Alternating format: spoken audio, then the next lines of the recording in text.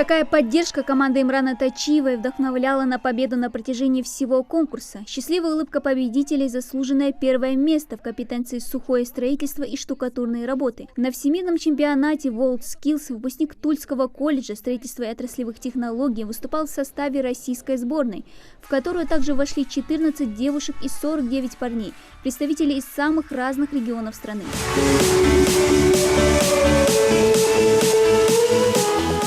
Национальная сборная России завоевала 14 золотых, 4 серебряных и 4 бронзовых медалей, обеспечив себе второе место в медальном зачете. Торжественная церемония закрытия состоялась накануне.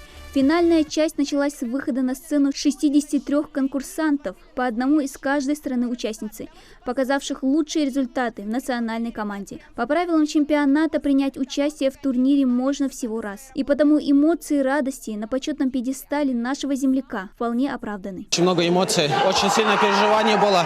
Но наконец-то у нас это была мечта всей команды. Мы давно хотели занять первое место, и наконец-то у нас это свершилось. Самый большой футбольный стадион Татарстана «Казань-Арена» собрал порядка 45 тысяч человек. Торжественную церемонию закрытия чемпионата посетил президент страны Владимир Путин. Глава государства поприветствовал участников и одним из первых поздравил победителей конкурса. От всей души поздравляю победителей и призеров 45-го мирового чемпионата по профессиональному мастерству WorldSkills. Спасибо всем участникам. Вы показали блестящую технику и навыки.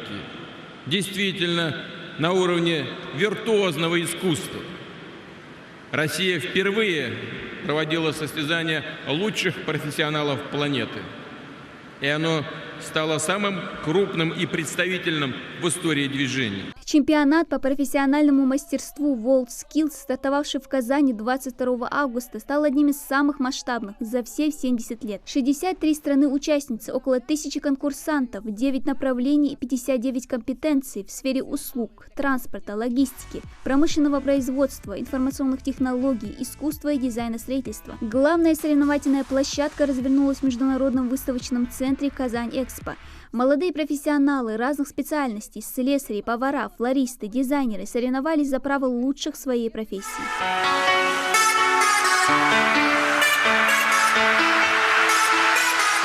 Движение WorldSkills существует с 1960 года.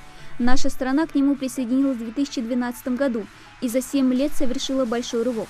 Следующий 46-й чемпионат пройдет в 2021 году в столице Китая, Шанхае. Дана Плиева, Новости 24.